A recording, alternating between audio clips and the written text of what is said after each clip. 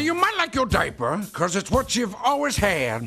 But using your new potty can make you really, really glad. This will come as a shock to many, I'm sure, but we live in a society. It certainly comes as a shock to Prager U, and this video titled, All I Want to Do is Make Cookies. And I wanted to get deeper into this before opening up with both barrels, but I have no choice. I'm going to stop you right there, Papa Joe. You don't want to just make cookies. You want to sell cookies. See, I can buy all the flour I can carry and throw all the uncracked eggs and heroin I want into the mixing bowl, toss it in the oven, and devour as much as I want. And if all I want is the enjoyment of making these cookies for other people, I can donate my low-yield war crimes to a homeless shelter or whatever. It's what is called a good faith donation to help the needy. Something that basically makes me immune to prosecution the first time someone dies from my cooking. Sorry, Joe, but what you really want is to sell your cookies. You want it to be your job, and that's perfectly fair. That is an admirable thing. That Joe here, as a diabetic, wanted to make sweets for people like himself, that's downright inspiring. And I say that sincerely. In fact, if I had the fucking time, I bet I could find a Prager U video denouncing people like Joe who make gluten-free, carb-free food. But I am going to take this opportunity to peel back the curtain. See, the framing of this Prager video is that Joseph Semprevivo here is a small business owner. It is framed that Joe is operating his personally owned bakery, put upon by the crushingly overreaching government, that he is a simple man doing his best to run his business, as many small business owners do, by taking on 2 to 3 full-time staff positions that could otherwise be filled. And you might be forgiven for the assumption if you based it off the poor layout of his website. I've seen GeoCities pages with better design, but why don't we scroll down the page here? Well, that's interesting. That picture looks more like a mass production plant. And how many cookies does Joe need to sell? 12 million a day? Now, okay, I like to think I'm a very efficient baker, but I think I've only ever managed to bake 1 million cookies a day. 12 million in a single bakery kitchen? That's pretty impressive, I admit. Right, obviously, I'm taking the piss here. Just look at this distribution network he has. Dollar Tree, Big Lots, Dollar General. This is a massive manufacturing operation. But keep that 12 million a day number in your head. It's going to be unintentionally funny later in the video. But let's start out with a compliment. I agree on drawing attention to this issue here. My margins are very tight, around 1%. That means I have to sell $1 million worth of cookies to make $10,000. I noticed a lot of the left fixate on some absolute numbers rather than margins. It's important to keep both numbers in mind, like hedge funds that operate at near 90% profit margin. You know, bad guys. So if there is a silver lining of good policy in this video, we just passed it. That's as good as it's going to get. Now let me be clear. Some regulations are necessary, especially for obvious reasons in the food industry. But necessary and excessive are two entirely different things. Prager, or Joe for that matter, don't actually get into what types of regulations are necessary, though I think we can piece it together by reading Prager's mind for you. The reason they don't name any sensible regulation is because we're dealing with food here. If Joe was, I don't know, a plumber, let's say, he would have probably said sensible regulations like food safety, because that's how this all started, right? With The Jungle, which was supposed to be about labor safety but ended up being so disgusting people really wanted the food safety first. But because Joe's a baker and not a plumber, they can't say that, because then this entire video would be for nothing. But it's really hard to get someone with a photogenic story like Joe to also be a sellout piece of shit, so Prager has to go to war with the army it has, not the army it wants. Which is why this next bit is funny. I get the roads and the bridges of the national defense, but I don't get why they have to be involved in every tiny aspect of my business, sometimes competing with each other as to who can make my life more difficult. Did you see that very sneaky trick Prager did? They've already established the topic of the video as government regulation, but Joe, quietly, slips in this bit about roads, national defense, and bridges. But the government doesn't regulate the military, it just runs the military. You might recognize those areas, defense and infrastructure, as the two areas that ANCAPs often concede in the first grade observation.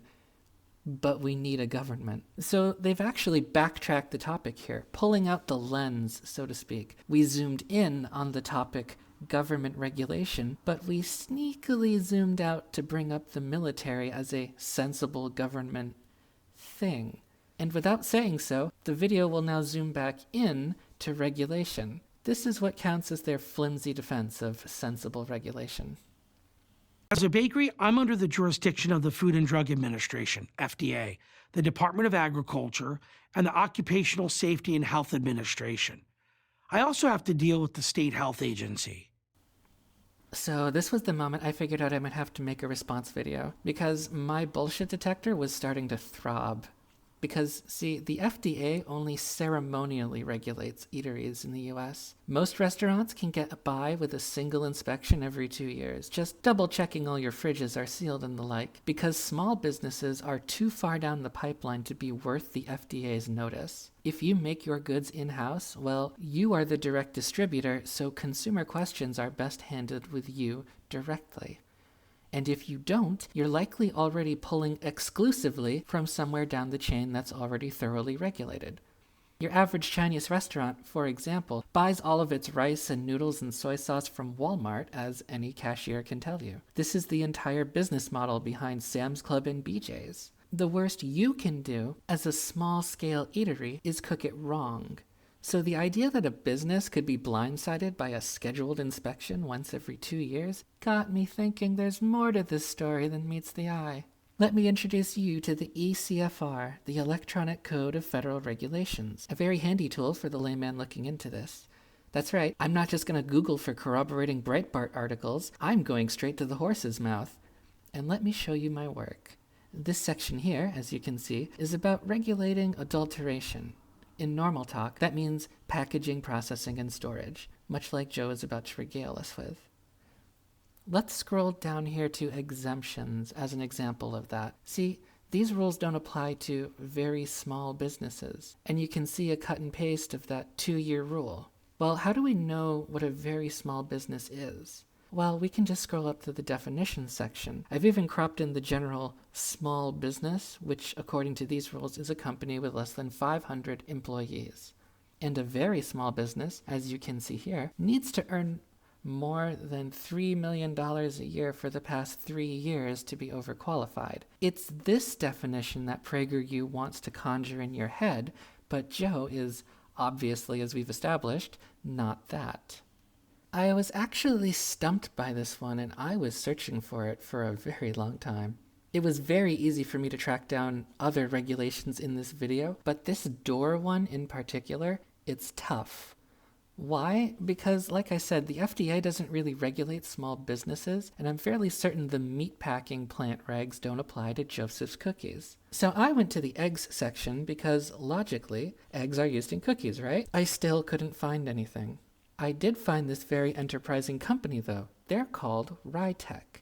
You can see from their website here, they specialize in industrial doors, and they have an entire section dedicated to doors built to adhere to FDA policy. But what you might be noticing something about these doors here is that they all open vertically. Like a garage door, they don't swing in or out. And searching Title 21 was giving me nothing. I couldn't tell what was wrong. I'd tried all kinds of search terms, hunting for this elusive door regulation. But then I found it, and it wasn't where I was expecting to find it. If you want to follow along here, this is our chapter and verse. Title 21, Chapter 1, Subchapter B, Part 110, Subpart B, Section 11037. Sanitary facilities. Here, I found the only reference to swinging doors in the entire FDA code. Toilet facilities.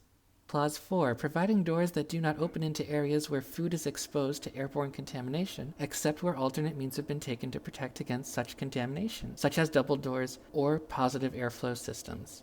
Now, why am I convinced that this is what Joe is referring to? Well... A few years ago, the FDA inspector showed up for one of his random inspections.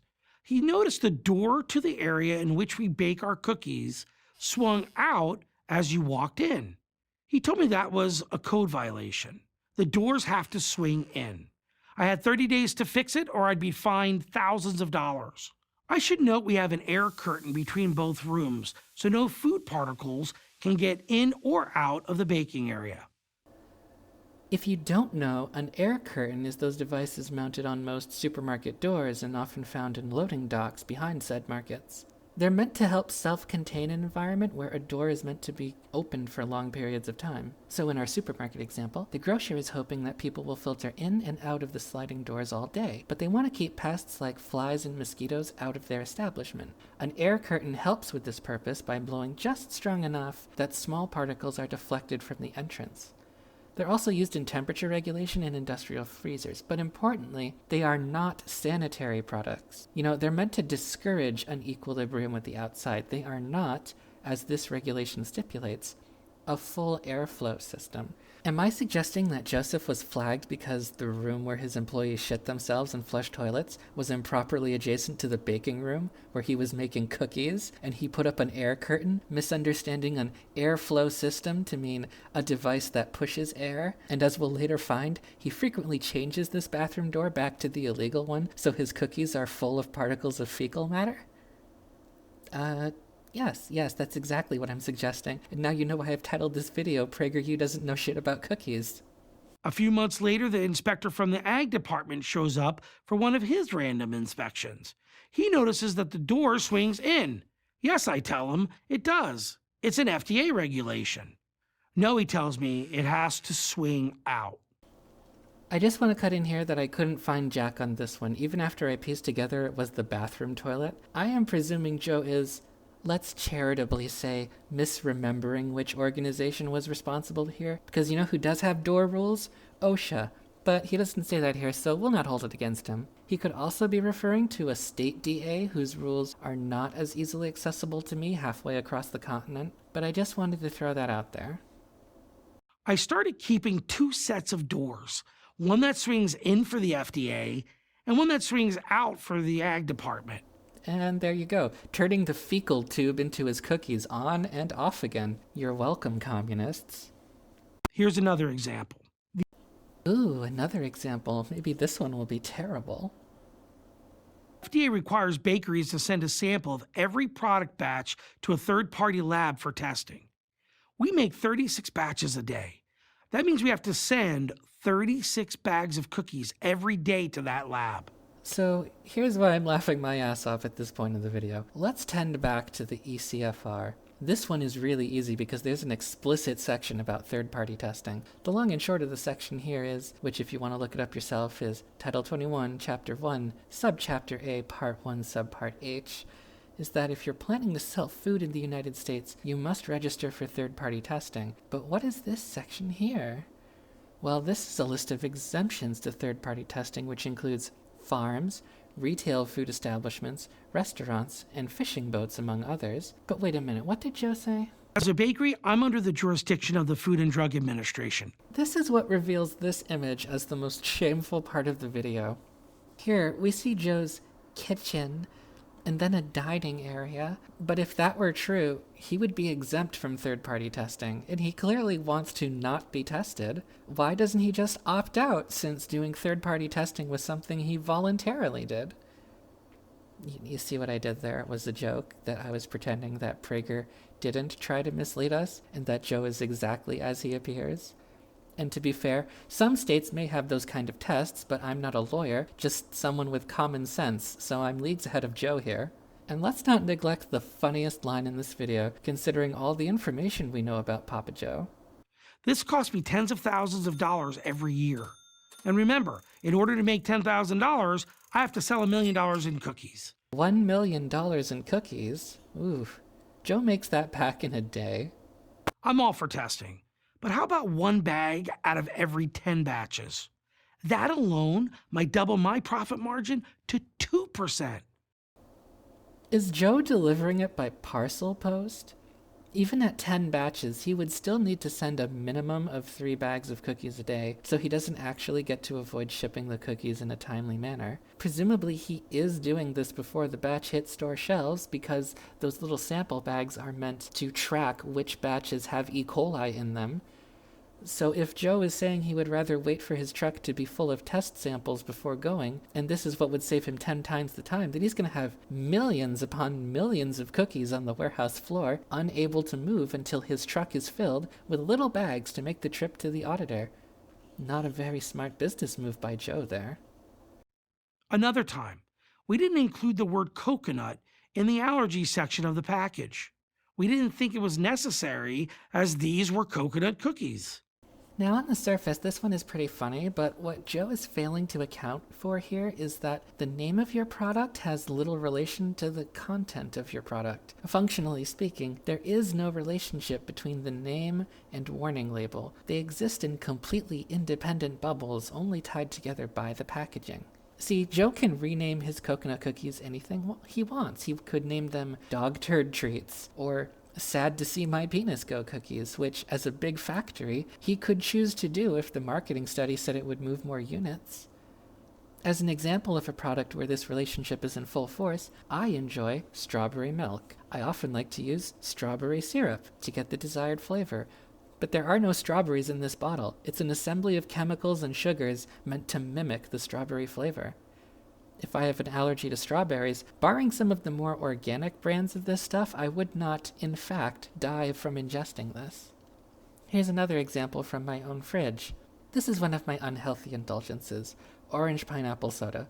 I've tried to stop drinking soda entirely, but now and again I get back on the wagon. But by Prager U logic, that's actually fine, because this counts as a serving of fruit. It must. It has orange and pineapple in the name. That's 2 entire fruits in this one bottle. You see, this is just as silly in the other direction. There's no cause and effect relationship between what you call your product and what it actually contains. There are some strict categories where that isn't true, such as calling your product whole wheat. But aside from those few examples, it's a wild west of what you slap on your cookie box. Also, Joe says he thought he didn't need to, meaning he was aware that, usually, you put coconut on the allergen list, but chose to not play it safe, instead doing the dumb thing of ignoring the labeling law. So he wasn't a poor man blindsided, he willfully ignored the law by his own admission. This doesn't reveal what Joe thinks it reveals. So that meant he had to sell $60 million of cookies? Wait, let's find this out. How much does Joe make from cookies? Let's just go to Google here and... Alright. Oh, I found your problem, Joe. You don't make cookies anymore. No wonder you aren't making enough money off cookie sales. That's right, I knew it from the beginning, but I strung you along for this comedic reveal. Joe doesn't actually make cookies. He found out there was a lot more money in becoming a right-wing shill and writing a pro-capitalism book. I'm a particular fan of this rigging endorsement that totally wasn't written by one of his employees. Ever see The Help? 'Cause that's how I've seen Joe and his father treat people of lesser status than them. And because his name is vaguely ethnic, Prager paid him a lot to prop his story up in the piece of YouTube diarrhea. You didn't actually think Prager could find a spokesperson who hasn't hoarded them out to Fox News already, did you? What are you, 5? What you're seeing here is an article that Joe wrote for townhall.com, which is probably where Prager got the idea to have him make a video for them. It reads like a rough draft of the Prager vid, only this is more honest. That's probably why you failed in politics, Joe. You tried to be more open about details. Noticeably, Joe proudly asserts that he owns a cookie company that sells product in all 50 states. Quite a significant change from the Prager video where he runs a bakery. The long and short of it is his attempts to talk down paid leave, something he says confuses him. So why don't we just abolish it altogether? Oh, I know you'll say. He says businesses should opt into flex time programs, which exempts them from paid leave. Which demonstrates Joe's blind spot. To an employer, it looks the same because he's only worried about filling schedules. But paid leave is a different issue from flex time. You're not expected to make up paid leave. If you flex off for a week, you just go without pay. No wonder Prager tapped him for his ridiculous conspiracy video. You can read it for yourself. I mean, if you want. Joe's about as smart as you'd expect a Prager U contractor to be. But unlike Prager or Candace Owens, he does try to link a few studies to support his conclusions. So he has that going for him. Yep, we're done here. Yeah, go with the flow. It's party time. You can do it, I know. Party time. It's party time. It's party time. You can do it, Elmo. good, son. Now, where'd your mother put the air freshener? Well, that was very relaxing, wasn't it? Okay, so I hope you've enjoyed this video. If the video gets 10 likes, let's do another one. Although this is really low-hanging fruit. Low-hanging soda fruit. So I'll probably have another video coming out really soon explaining what's happening with the previous Andromeda review. And you'll be getting an Americanized version that can pass the YouTube filter. I'll have to explain it all there, because it might be a problem going forward. Probably won't be. But, yeah, I'll see you guys all whenever.